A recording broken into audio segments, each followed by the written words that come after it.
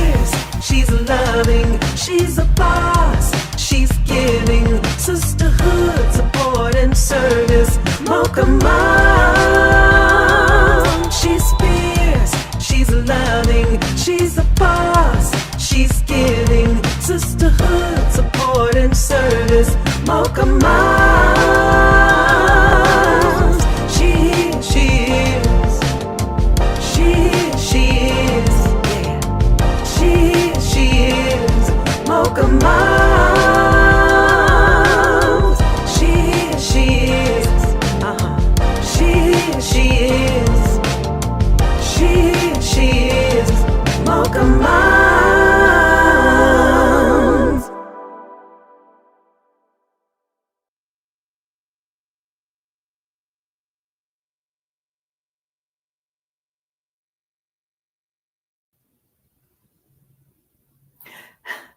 Welcome, Mochas and guests.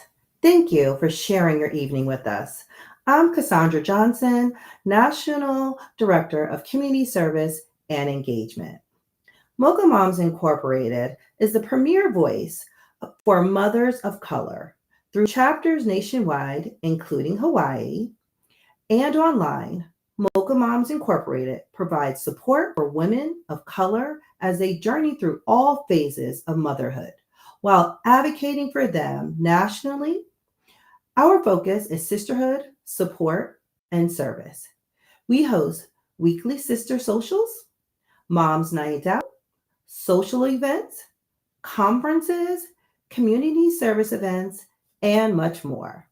To join our sisterhood and find a local chapter in your area, please visit mochamoms.org. This evening, we will feature courageous breast cancer survivors who will share their powerful stories, offering a message of hope, faith, and strength. Mocha Moms Incorporated is committed to the health and wellness of Black women, which is why we have webinars like this to share resources and information with our members and guests, and person events and webinars.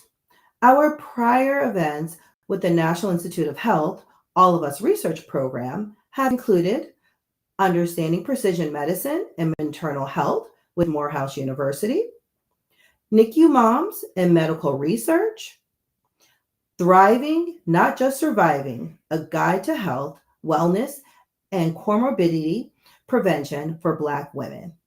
You can find these videos on Mocha Moms Incorporated, our YouTube pages. The links will scroll across the bottom during this live webinar.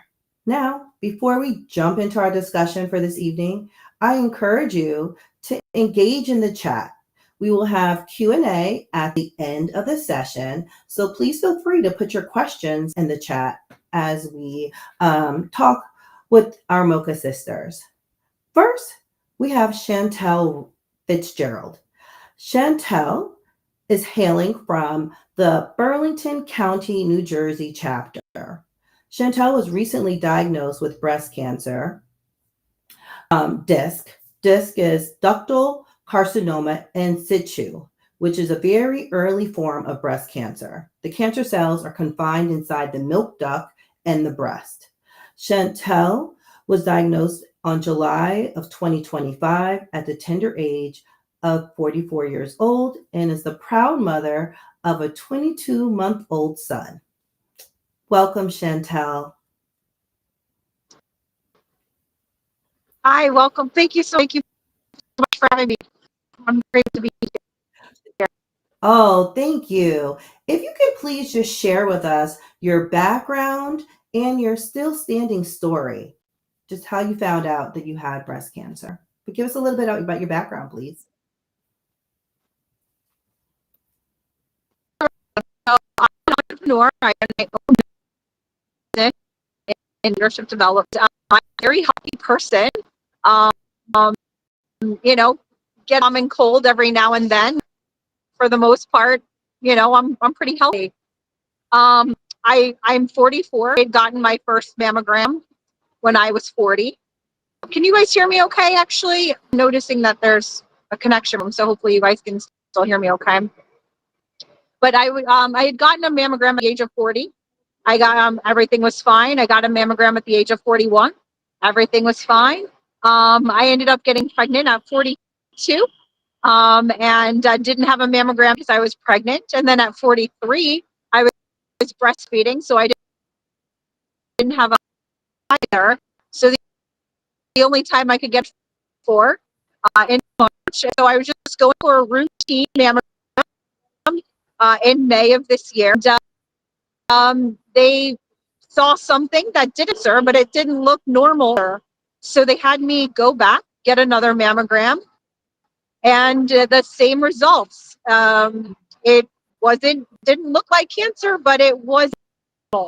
So then the next step after that is to get a biopsy.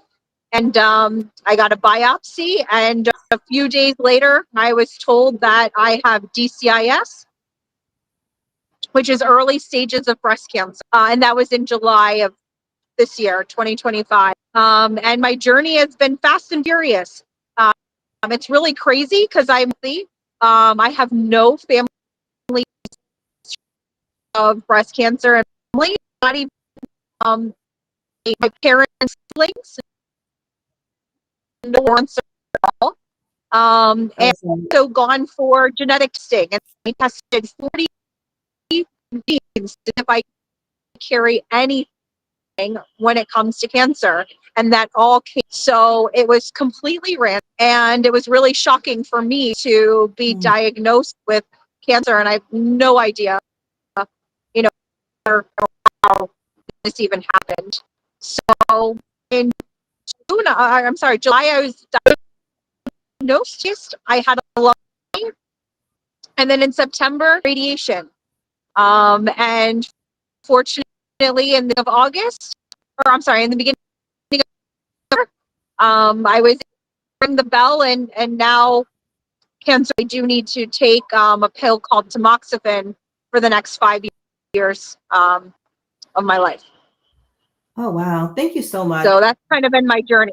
Yeah, thank you so much for sharing your journey. Now, what would you say has been the most challenging part of your journey? I know you mentioned you were an entrepreneur, so were you able still to work during this time, or can you tell us any challenges that you had?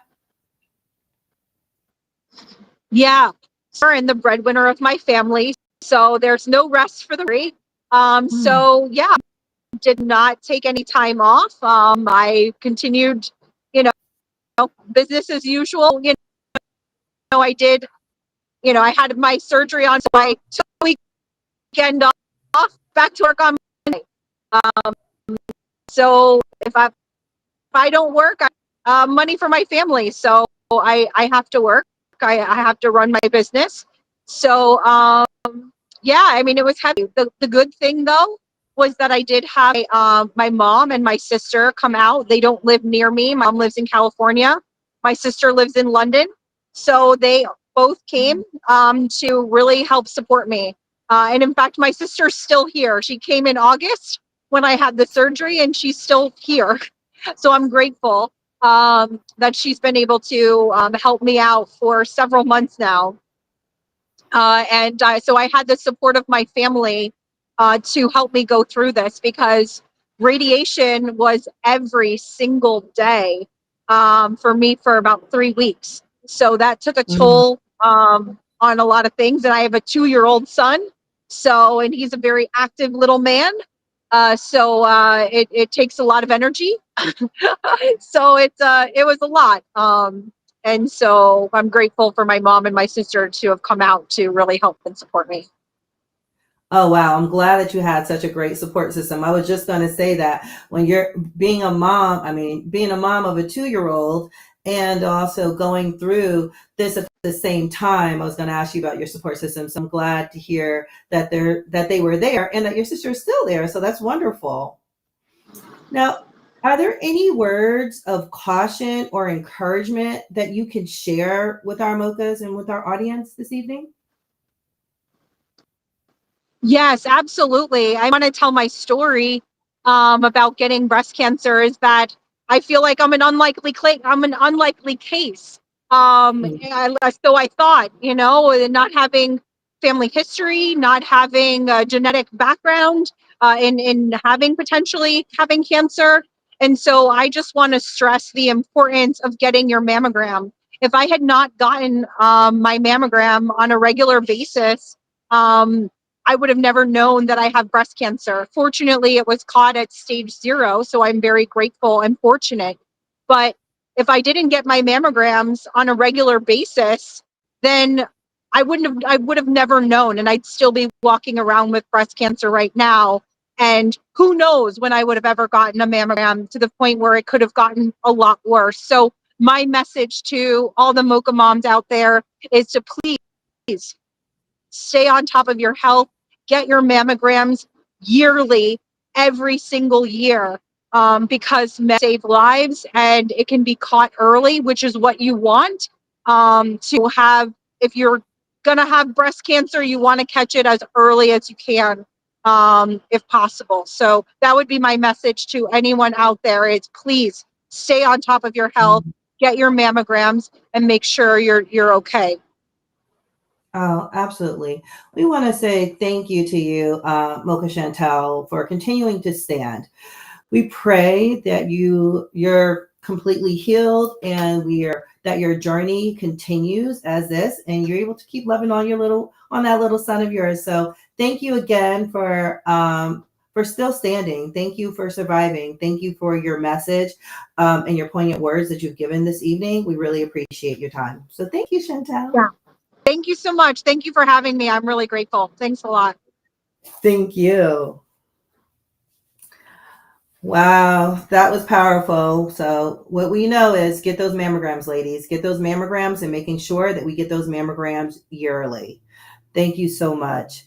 Next to our stage, we will have LATOYA Bold Johnson, who renewed her membership with the Southern Maryland chapter. So I need to say Mocha LATOYA is a resilient stage 3 triple negative breast cancer survivor. She's a licensed physician assistant and a passionate advocate for health equity, particularly for Black women.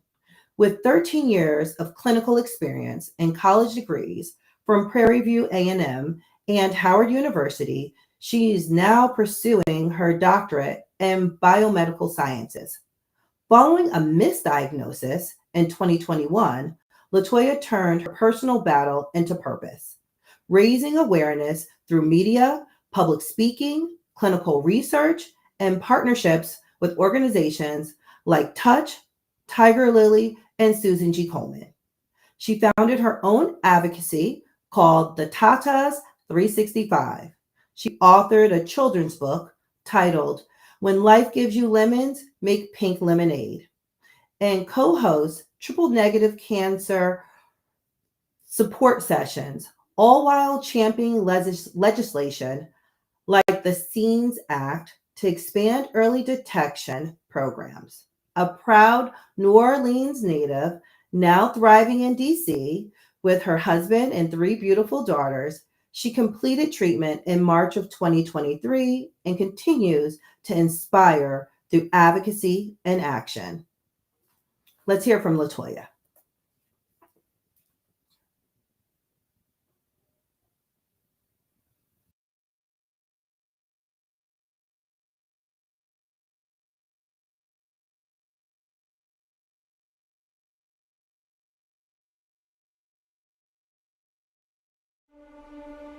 Having advanced cancer and the most aggressive breast cancer is really frightening. It was the saddest day of our life.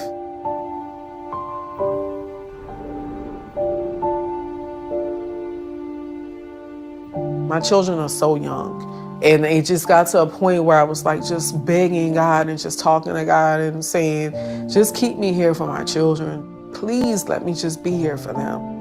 And that's the most frightening part of it all, because they're so young and I just don't want to leave them without their mom. I just could not believe that I was diagnosed with triple negative breast cancer at the age of 36. The one thing that people need to know about TNBC in particular is that TNBC is affecting younger women. This is something that it's killing us at alarming rates, and there needs to be more research regarding triple negative breast cancer and why it's affecting African American women more than any other group and why we're dying at higher rates. I took a vow to myself after 2 months of dealing with this diagnosis that, okay, let's roll up the sleeves. There's work to do. You have 3 daughters who may or may not develop breast cancer as well. What can you do now to help them and to help other women?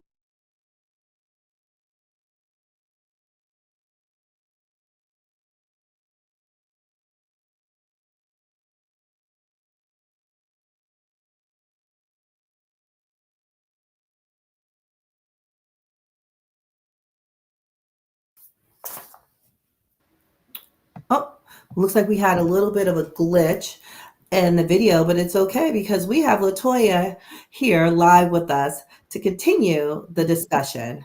LATOYA, thank you so much for joining us this evening.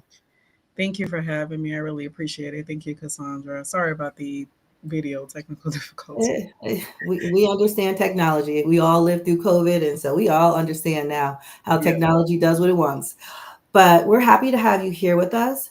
If you can talk with us as a clinician on the panel, we would like for you to just briefly just explain the different stages of breast cancer. We just heard about the early stage and with this, so can you begin to explain about the other stages of breast cancer? Yes, absolutely. So there are different stages of breast cancer. It can range from stage 0 to stage 4. DCIS, as Dr. Carcinoma in situ, as Chantel was diagnosed with, is stage 0. It's very, very early. And the higher the stage, the more advanced the disease is, meaning that each stage, there's a substage as well, like whether you're stage 3A, stage 3B, or stage 3C, for example. And that just basically tells you, okay, how much of the tumor has metastasized or spread outside of the breast tissue into nearby lymph nodes. And unfortunately, when it gets to stage 4, that means that it has moved outside of the breast and it has traveled to an organ like the liver or the brain or lungs, which breast cancer likes to metastasize towards. Hmm, thank you. Yes. Yes. Yeah. Now, when I was reading your bio, one of the things that you said is that you shared your story about being misdiagnosed. So, can you just talk about from when you were misdiagnosed to when you did find out that you had triple negative breast cancer? Because it seems like it went from like 0 to 100 real Yeah. fast. Yeah. So I was diagnosed with stage 3C, triple negative breast cancer. So I was actually like one stage away from being considered stage 4 or metastatic de novo, which means like you're metastatic straight out the gate. So I was very advanced when I was diagnosed. At the time that I was diagnosed in 2021, I was doing the self breast exam. So self breast exams are very, very important.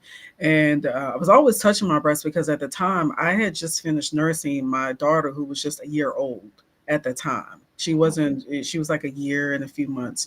And so at that time, I really thought that maybe this was a milk cyst because I had breastfed.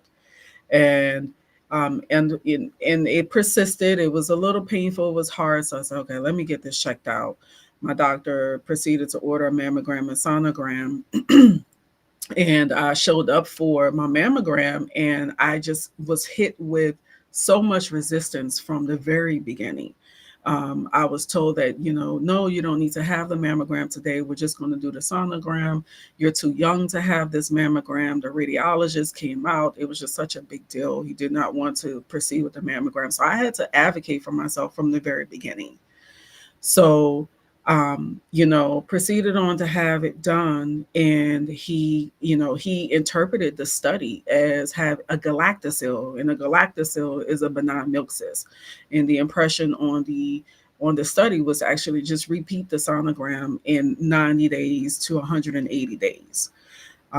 Thankfully, there was another radiologist who did an overread on the study, which is meaning that another radiologist performed a different, more detailed look on the study, and he caught that the margins on this tumor actually looked suspicious, and that I should have a biopsy done.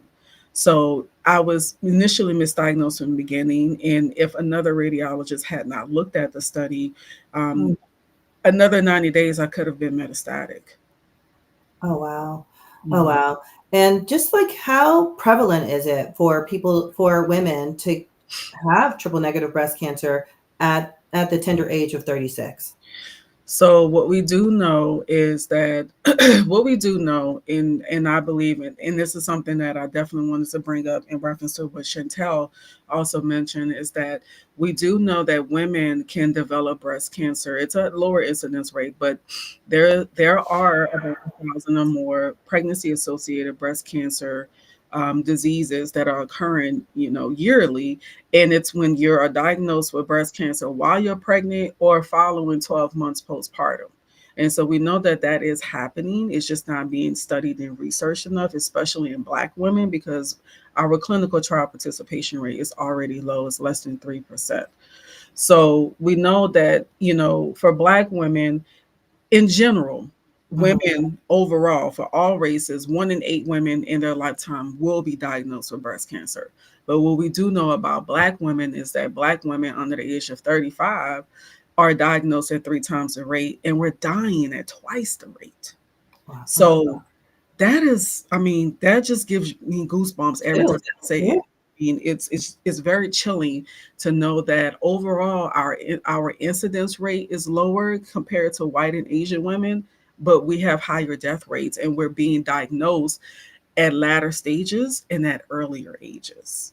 Mm. Mm. Wow. Now, can you just talk to us about just about your journey when you were with your provider, and how that went with that one provider, and maybe talk about a little bit about advocacy and Mhm. switching providers. Yeah. So as I mentioned, I was misdiagnosed from the very beginning. I found out about my diagnosis while I was actually working in the ER. I was taking care of other patients, and I received a text message that my biopsy results were available. I found out about my breast cancer diagnosis while working through a text message. They Um, told you via text that you have breast cancer? Yes. So what happened was is that I received a text from my chart, my portal, that my results were available. I clicked on it and it said stage. It didn't say I wasn't staged at that time because a PET scan determines your staging, but it said that I was triple negative and that I had invasive ductal carcinoma. And at least initially I thought it was an error. And I was trying to get in touch with someone at the facility to verify these results. No one called me. I got a text Mm. message. I had to leave work. It was devastating to find out something so serious via a text message. And so, so from the very beginning, I was just faced with so much adversity. And the very next day, I mean, I'm having to process this information, and I'm in disbelief. And the very next day, I receive a call from a radiologist, and I'm just like, is this for me? Like, is this a mislabeled specimen? Like, what? Are you sure that this is my diagnosis? And the Mhm. radiologist was very nonchalant. He told me, yes, this is yours, and you'll get a call from a nurse navigator. Click, he hung up the phone. Mm. And I mean, and I'm Wow. just, That's yeah, wow. Okay. yeah. Yeah, and so I'm just trying to process this, and I had to get my head wrapped around the fact that wow, like I'm 36 years old, I have no known family medical history of breast cancer, I had no known genetic mutations, um, and at the most difficult thing for me at this time was being the patient because I didn't know how to be a patient. I know how to take care of patients. Mm. So that was the most challenging aspect of it all. And when I proceeded on to chemo, I had my treatment journey consisted of 16 rounds of neoadjuvant chemo, meaning chemo before surgery. So 16 cycles of neoadjuvant chemo, followed by a double mastectomy, followed by 30 cycles of radiation, mean going into 30 sessions of radiation every single day, followed by 9 more cycles of chemo and 6 more cycles of immunotherapy. So in total, I was in treatment nonstop for 23 months Oh, of my life, woo. while having a 4-year old, a 6-year-old, and a 1-year-old daughters. Um, and it was when I had to change my doctors and my oncologists, is that I found out early on, after I had to process, okay, I'm like, okay, I got cancer, like I just have to deal with this. And so now the clinician role is coming back in, where I'm like, I'm looking at different research journals and seeing what is the latest evidence for my disease. And I've discovered that there's immunotherapy for my disease that should have been included with my initial rounds of chemo. And when I found out that it wasn't offered to me, I was really upset. I brought it to my oncologist's attention, and I'm like, I heard about this drug. Why have I haven't received it? He was very nonchalant. He turned to me and he said, "Well, just wasn't on my checklist, so that's the reason why you didn't get it." Oh, So I fired him immediately. absolutely, as you should. Wow. Yeah, I fired him immediately. And on top of that, I had already was getting hesitation from him because I was reaching out to him about clinical research trials and sending him my actual trial numbers. Like, this is the trial number. I'm interested in this. I want to be part of this trial. That's something that, most people, don't do, or understand that they can do that, or even know how to do that. The navigation of that is very complex. Mm-hmm. And so he was very resistant about doing all of those things. And so as a result, I was like, he doesn't want me to be a part of a clinical trial, and he did not prescribe immunotherapy. I cannot any longer have this person, in collaboration with me for my medical care. Yeah, because obviously he's not your advocate. He's not a supporter. He's going by a checklist. He's not like treating the Yes. actual patient. So he had a ton of excess of things that he should have already included in your treatment. Yes. So can you talk a little bit more regarding the clinical trials? Can you talk about why it's important to be to advocate for yourself, but then also why the clinical trial? Why did you push so hard to be a part of a clinical trial? So, clinical trials is so very important. I do believe firmly in my ambassadorship role with, the Black Breast Cancer Alliance, that when we trial, we save lives. I completely believe that, because we have to be at the forefront of medicine to understand the disease, why it's affecting certain people of certain ethnic groups in this way, and what we can do to develop tailored treatment. Um, Black people are enrolled in clinical trials less than 3% of the time. Mm, There's already been surveys that have been conducted that most Black people do not enroll in clinical trials is because simply we're not asked. I know I wasn't asked, even though I mm, actually asked for the trial. And so when we know that, if you think of it as a scientific project, the who, what, when, where, why, those just basic science elementary projects. The who is the humans, the what is the disease, and the why. And if I can't study the problem, how do I get to the solution? mm, We're never going to get to the solution. So it was very important for me, as I was building, I have a education savings plan for my children. It was even more important for me to build a medical trust fund for my children by being a part of a clinical trial. mm, I needed my Black body to be studied. I needed my Black body to be studied because I have children, and they will develop breast. And I needed my body to be studied in science so that we can get tailored treatment. We already know, the research shows that Black breast cancer cells look different from white cancer cells. Even we know that Black prostate cancer cells look different from white prostate cancer cells.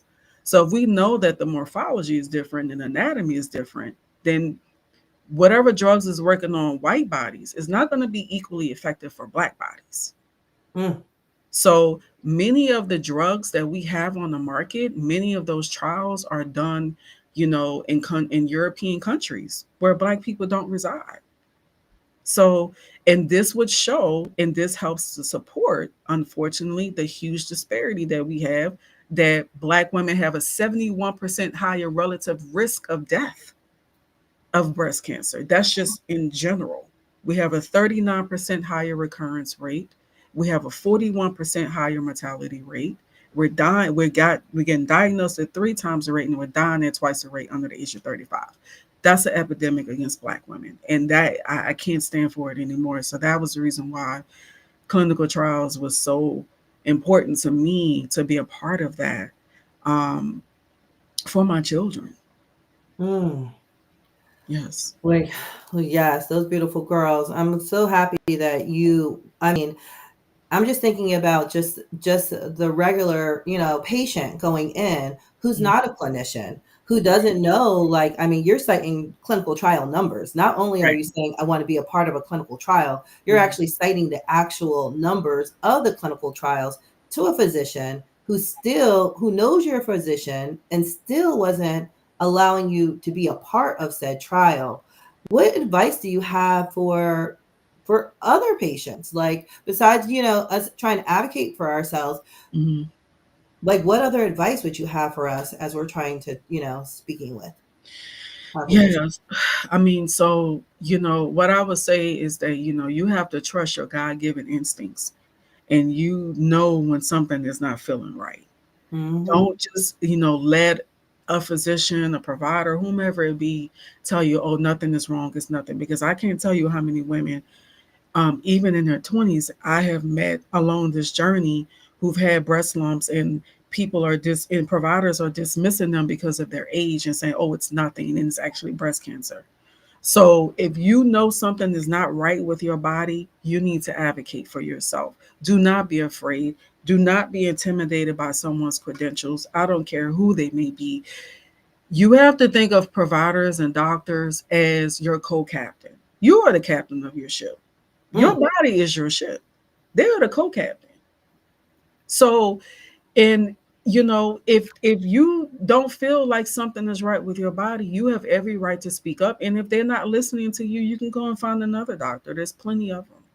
And I mean, while I can say that,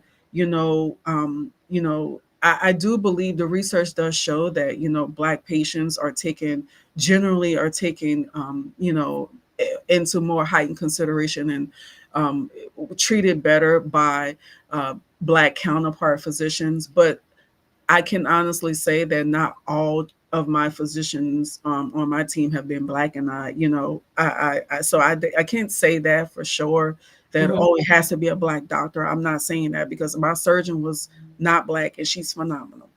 But um, you just have to speak up for yourself. And if you feel like you can't speak up for yourself, there's patient advocates at every hospital. You can ask for a patient advocate. You can have a friend or family member who's more vocal to represent you in these appointments. Have someone else on FaceTime or whatever it may be. Reach out to advocacy groups like the Touch Black Breast Cancer Alliance or Tiger Lily or whatnot.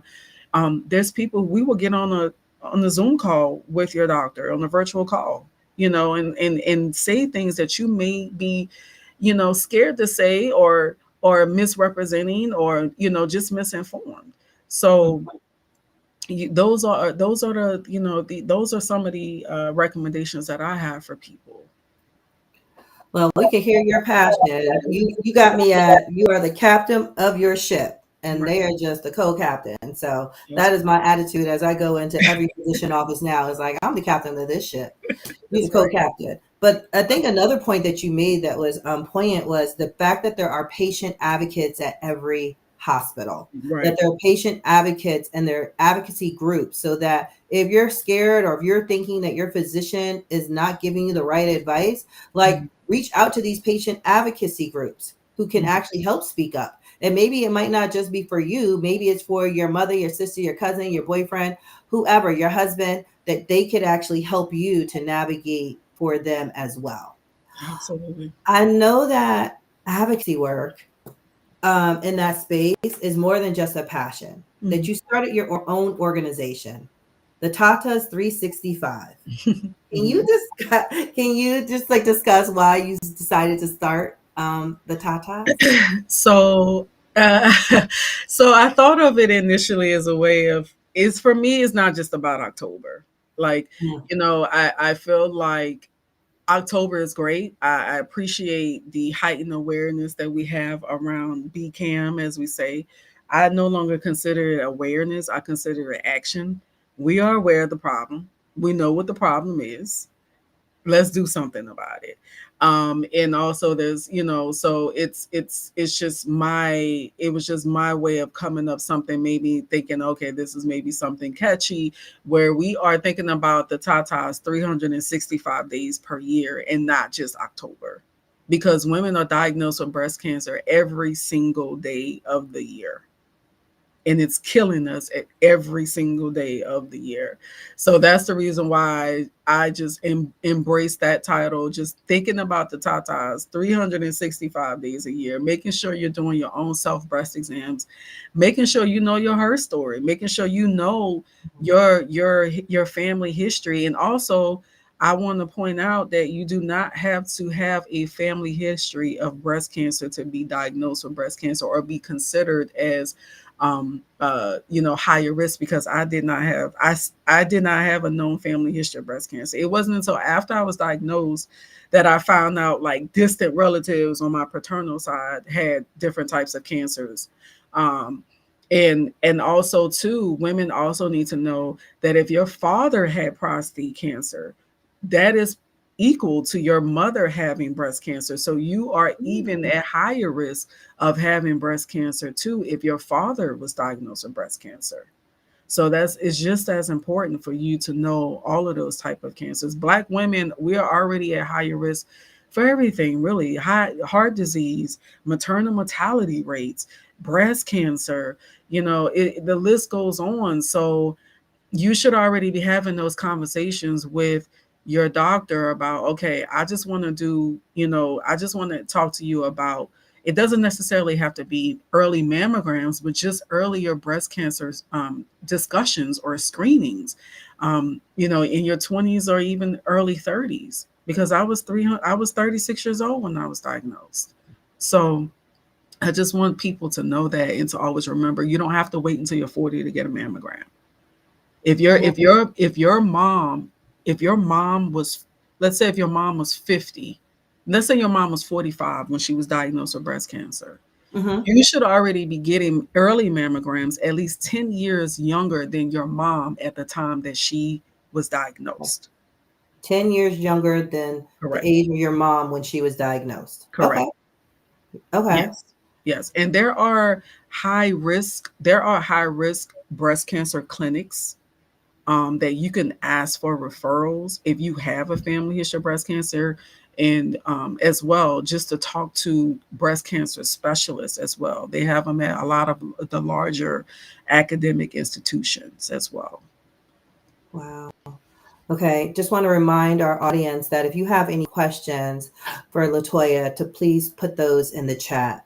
We will get to those momentarily, but if you have any questions, please put those in the chat. I did see some things going across the string, a lot of people saying, wow, and thank you for sharing your story. Also, the information that you just gave about if your father had had prostate cancer, Right. that you could be at risk for breast cancer. Now, that's something that's not actually talked about much. They Mhm. always ask you if you have a history of breast cancer in your family, but I've never heard a physician ever ask me, did your father have prostate cancer? Mhm.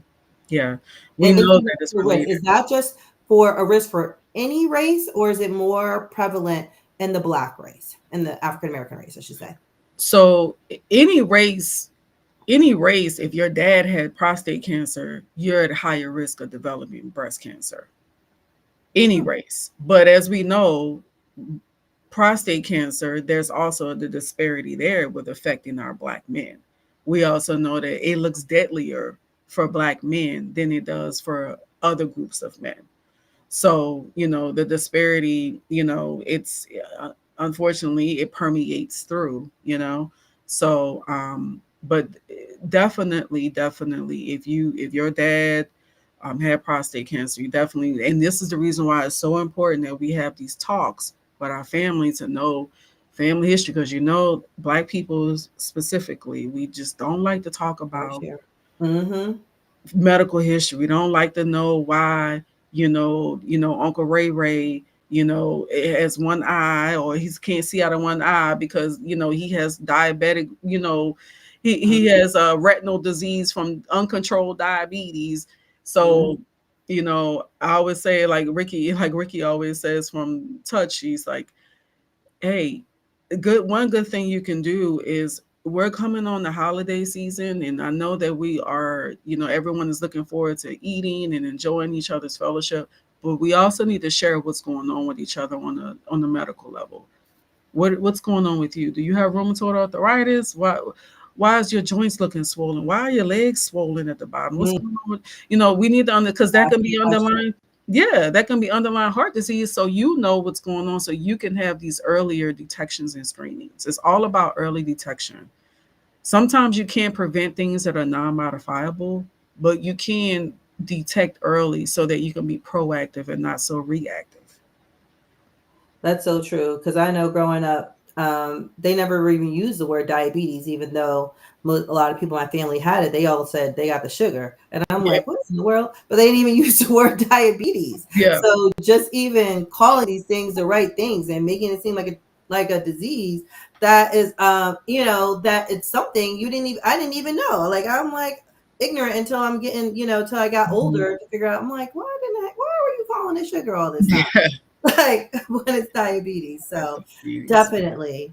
Now, besides being a physician, besides being a mother of 3 girls and a wife and an advocate, you've also an author. I don't know where you have the time. But I can don't you tell us about your book and why you decide to write When Life Gives You Lemons, Make Pink Lemonade? Well, thank you for highlighting that. I don't know how I found the time either. But what I will say is, it was really just kind of like a collab with my children, and definitely my oldest daughter, she's now 10.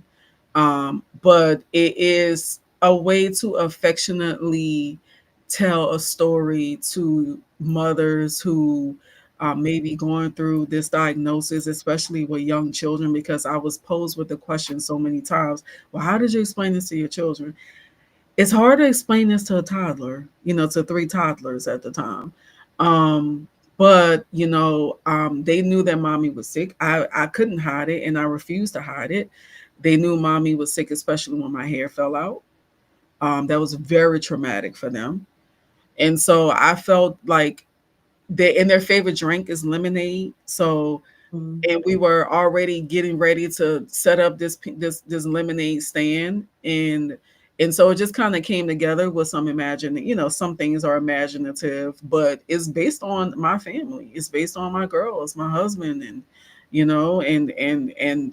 just just showing some type of resiliency that we have naturally, but also want to uplift other parents. And it doesn't have to just be about breast cancer. If you have some type of cancer diagnosis, um, showing them, showing some strength through your children, and letting them, and uplifting them, and letting them know that it's going to be okay. Mm-hmm. Whatever it may be, that it's going to be okay. And I think that's important, because all of this is really mind over matter. Cancer, beating cancer and surviving cancer, is really more psychological than anything else. And so if you have a positive attitude, once you get to it, get through it, and process it, having a positive mindset about it is very helpful, and also transmitting that positive mindset onto your children is healthy for them too. So that was the reason why I wrote the book. Well, we have the link here on the bottom of your screen so that you could also purchase the book, have your own copy. Mhm. Now, with your book for your children, it's important to note that children can also be included in research. The Yes. National Institute of Health and the All of Us program is accepting enrollment of children ages 4 and younger. In 2026, eligibility will expand to kids up to 12 years old. So we just wanted to also mention that. There's also a link here on the bottom of your screen where you can get more information. And regarding clinical research, we just heard from LATOYA why clinical research is so important. We just heard about the fact that our body makeup, African Americans' body makeup, is not the same Mhm. as other races, and we need to be advocates and include it in trials, and that also means our children as well. Yes. So, just if you need more information about how your children could possibly be a part of clinical trials, please just utilize the QR code on the bottom of the screen. Yes. Wow. Absolutely. Yeah. Oh my gosh. So the other thing I want to talk to you about is really now I just want to move and start talking about some questions. So Sure. prior to this, when people signed up and registered for this talk, they had some questions. Also, we will still take some questions live as well. So still keep submitting those questions in the chat. But we had some questions that were sent in during the registration. So Okay. want to see if we could get to some of those, and I'm sure there's going to be more. So, what are some ways to enroll more women of color in clinical trials, 2025 and beyond? Like, do we still have a couple more months of this year that Mhm. they can enroll? But in 2025 and beyond, how can we get more people in clinical trials? Whenwetrial.org. Whenwetrial.org. You can go to whenwetrial.org. We've already been able to register over 30,000 women into these clinical trial portals. It started off from, from zero to now 30,000 in a 4-year time frame. So that's phenomenal. So you can definitely go to whenwetrial.org. And it doesn't have to, I just want to say this, you don't have to just enroll in a clinical trial for cancer. There's so many clinical trials for so many different diseases, whether it's lupus or Crohn's, asthma, you name it. And clinical trial does not mean a terminal diagnosis. It doesn't mean that, oh, I need to find a clinical trial because I'm terminal or this is the last step. No, it's totally not that. Okay. Mhm. Now, next question is, what bias did you encounter as a healthcare professional, and how did that make you feel as a Black woman? And then I know you talked a little bit about already about how you advocated for yourself, but any biases that you felt like you encountered being a health professional? Yeah, I mean, I didn't even look at, what I had to realize is that it wasn't even about the fact that I was a healthcare provider because I was a patient. I didn't walk into, treatments like I'm a PA. You got to treat me the VIP way. No, everybody should get the VIP treatment. But what I realized that the mistreatment, the misdiagnosis, and the lack of treatment, the lack of offering of clinical research trials, I'm Black. Doesn't matter what my zip code is, doesn't matter what my background is, doesn't matter what my bank account balance is. At the end of the day, I'm Black. Mm, That's what it was. I'm going to tell you, it was very disheartening. It was very disheartening to find that, you know, that was the reason why I chose to that was the reason why I had to pursue this advocacy role. It just kind of fell in my lap. It wasn't something that I said, I wanted to do. But I was like, my God, if I am encountering so much hardship as a clinician, I can't imagine what other people are going through who do not understand the medical language, who do not understand how to navigate such a complex healthcare system, who do not know how to go into clinicaltrials.gov and find the clinical trial. It's so complex. So I had to speak up and say something, and it just took off from there. So that would be my response to that. Is that I just needed to do it, and that and the studies also show that the Black women who actually have private insurance and commercial insurance, we're still being mistreated as someone who are maybe uninsured or underinsured. mm, So it doesn't even matter if you have Blue Cross Blue Shield or if you're Medicaid or you don't have insurance. Black women as a whole, we're just not being treated equally. mm. I mean, it's terrible. That's just terrible. That's terrible. The fact that just because of the color of our skin in Mhm. 2025, that we're still just looked at as black, and that we might be mistreated as we're going to our providers. And like you said, it doesn't matter about your education level. It didn't matter that you were a provider. No. Um, it doesn't matter about your bank account. Like, I mean, that's just terrible. Yeah. Um, do you have any input on proactive things that we as women should be concerned with? Um, things as in like, even when looking for a provider Hmm. and finding finding a provider. Any tips or tricks or anything that you think that we should be concerned with, or ways to find a good provider or the right provider who is going to listen to us and not be dismissive? Yeah. So I know we do have like Black provider directories, in our area. I'm not like saying promoting just one specific directory over another, but there are, Black physician or Black provider directories. um, but also to just you can look at reviews of physicians. You can also, I always tell people as well, like you can always do a verification of this Mhm. physician on any state medical board website, just to see if there's anything really egregious filed against a provider. That can tell you a lot. Asking for recommendations, and also just following your gut when you go and have that first consultation with a provider. And if they don't have great bedside manner, they're not talking to you like a human, their back is turned towards you, and they're just looking at the computer. They didn't touch you, they didn't listen to your heart and lungs, they didn't check things like that. If they didn't do those type of things, um yeah, that's probably not a good match. And like Mhm. I said, you are the captain of your ship, period. No one else is the captain of your ship. So if you do not find that familial bond, or it's not something that feels good, and it just doesn't feel good on the inside with your encounter with this physician, you have the right to seek a second opinion, or a third opinion, fourth opinion if you need to. Mm. Yeah. Don't be scared to switch doctors. Don't be scared to switch providers. Ensure that we're researching and looking up these providers, looking at their reviews, is what Right. I'm hearing. Yes. Now, is there anything, just looking at breast cancer, is there anything from taking certain vitamins or avoiding certain foods, requesting specific tests to ask for with our doctors? Besides, I know we know about mammograms, but is there anything else like, oh, we should avoid these foods, or we should make sure that we're taking these vitamins?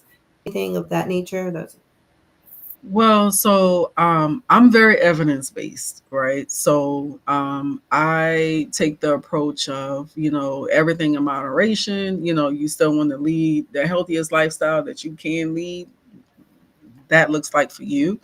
Of course, we don't want to, eat honey buns every day. We want to eat those, healthy meals and things of that nature.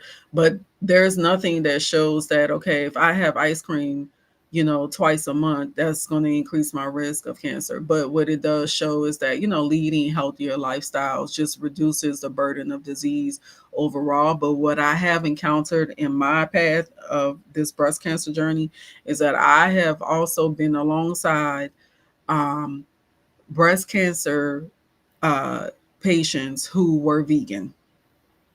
So for me, that does not mean, for me, that verifies that even if you're vegan, you're not exempt from developing breast cancer.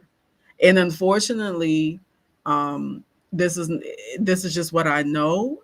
A couple of the people that I've encountered who were more vegan and want to just take the holistic route, they had a harder time digesting that they have cancer. And unfortunately, a couple of people, two of the people that I knew actually passed, from the breast cancer transition, because they took on the approach, well, I'm just going to eat these mushrooms and I'm just going to let my body heal this cancer. And they chose not to go through a chemo route. And unfortunately, they died. So, what I would say is like, eat the celery and still take the chemo. You Mm-hmm. know, eat, drink your green juice, but still take the chemo. You can do both. Is what I would say. Now it's vitamins, yeah, multivitamins. Now, if you're going through cancer treatments, you do need to make sure you run all of your vitamins, everything by your oncologist, because not all vitamins are, healthy for you, or they may be antagonistic, and they may be, uh, they may be causing some type of contraindications to your chemos. Not compatible. Mm-hmm. Yeah, correct. Wow. Okay. So you said we could eat meat. No. I mean, you don't want to eat fried chicken every day, but Right. you No, can no, eat no. proteins and things like that, but But you're saying that just because you're vegan doesn't mean that you're going to avoid yeah, breast cancer or any other ailments. To yeah, be honest, it's not just breast cancer, but they're not going to avoid any other ailments as well. yeah. So can you share how important it is to teach children about the value of research, of clinical research? Did you have a conversation? I mean, now that your kids are older, have Mhm. you had that conversation even with your 10-year-old, or maybe even while writing this book? Did you have that conversation in regards to clinical research? Yeah, so my daughter knows about, I had her read about Henrietta Lacks and some other studies and medical experimentation on Black people, and just wanted to explain to her this is the reason why, people are not so, easily prone or more attracted. Black people are not more attracted to clinical trials because of all the medical experimentation and mistrust that we've had. So I've talked to her about that. But I think the best way you can kind of explain it to a child, is like, hey, if you want to have the latest car, then it has to go through, if you don't want to drive like a 1980s Mustang and you want to drive a 2026 Mustang, it has to go through all of these tests and all these bumps in the road to figure out, you know, the how this car is going to look better and how it's going to drive better. I think that's probably like an easier way to explain it to a child, is that it has to go through tests so that it can be perfected. Whatever that product may be, even if it's ice cream. You like chocolate, you like cookies and cream, right? So, okay, in order to get cookies and cream ice cream, it had to go through these different little trials, and they had to play with the flavors to make sure that you like the cookies and cream that it is the way it is now.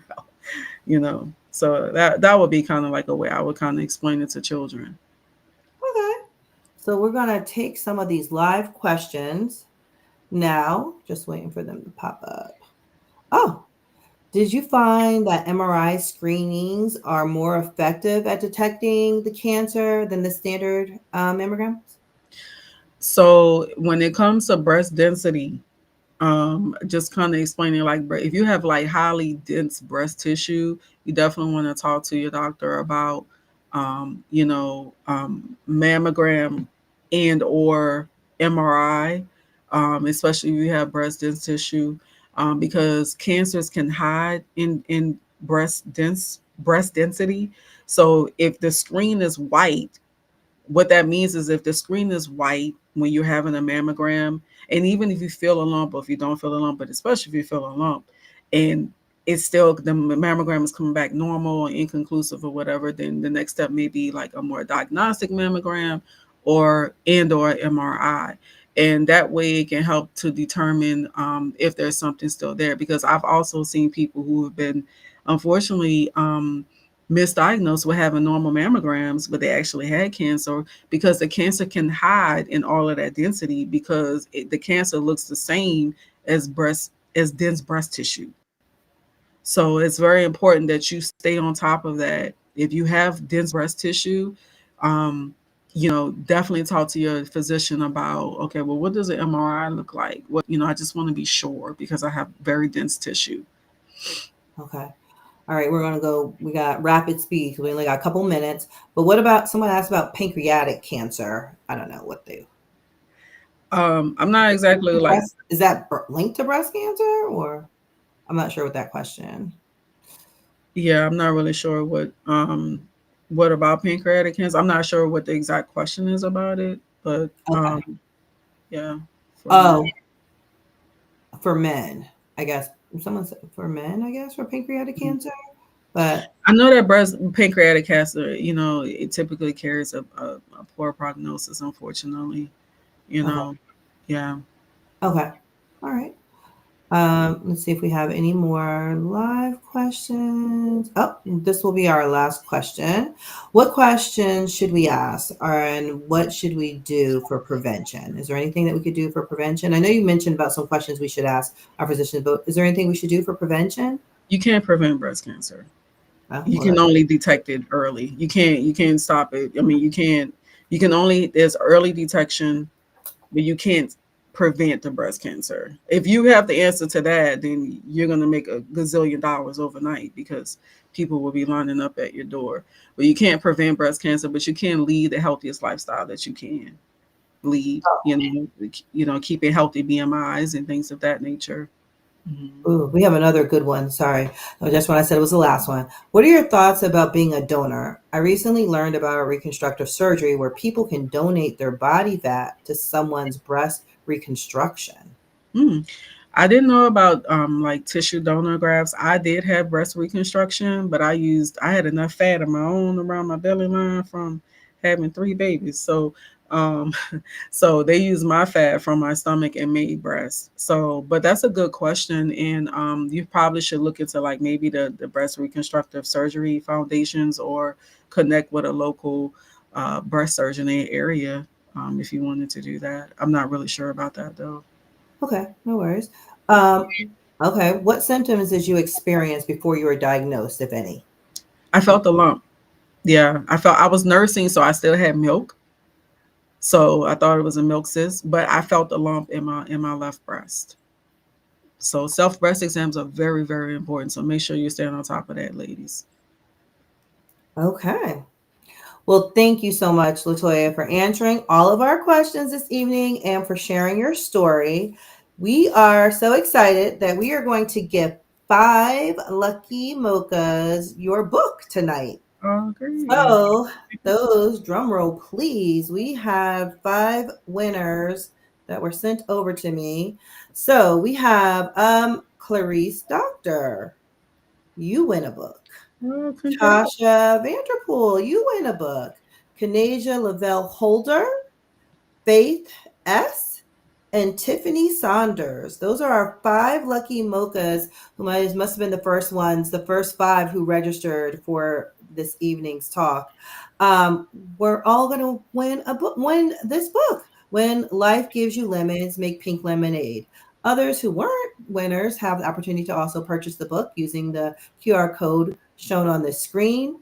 For our winners, if you can email me, cjohnson@mochamoms.org, your address, I will ensure that those books are mailed to you within the next couple of weeks.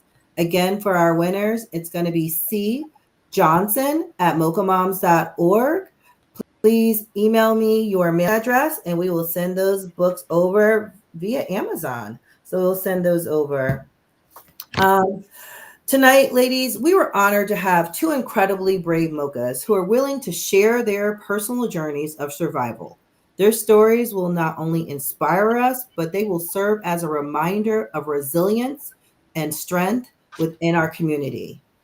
We want to thank you for joining us this evening. And as a reminder, please review our All of Us Research Program videos on Mocha Moms Incorporated, the YouTube page, and don't forget to check us out at mochamoms.org. Thank you so much for joining us and have a Thank great you. Thank you so much.